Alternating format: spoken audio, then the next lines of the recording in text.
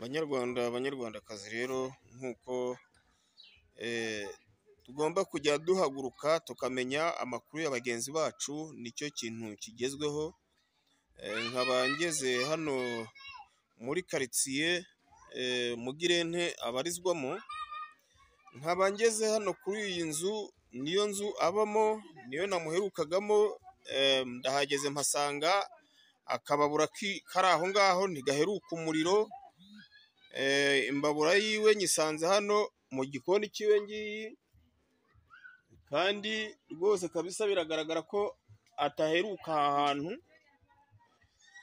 Kubw'ibyo rero sinzi ikibazo gihari, niho duhagaze ubu ngubu, ubu tuvugana turakomanga reka da, kugeza iyi saha iyi ngiyi ntabwo turamenya ikibazo ukuntu kimeze.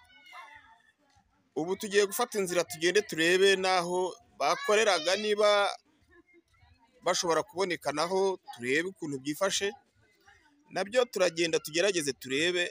Aya niyo makuru mbashije kubona, nkaba mbasha no kuyabwira n'abari ku rubuga no ku mbuga tubanaho. Mwese mukomere mukomeze kandi mukomeze kudufasha gushakisha, kuko ngenda muhamagara kuri telefone simubone. Ibi byose rero bikaba bitumye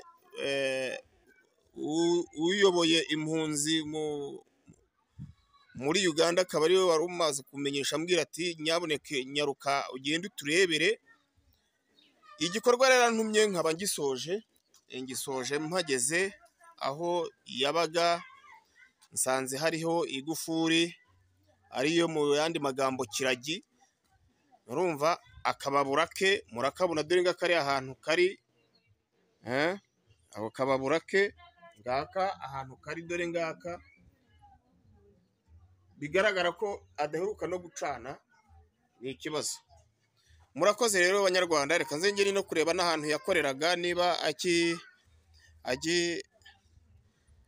akihaheruka nabyo turabimenya.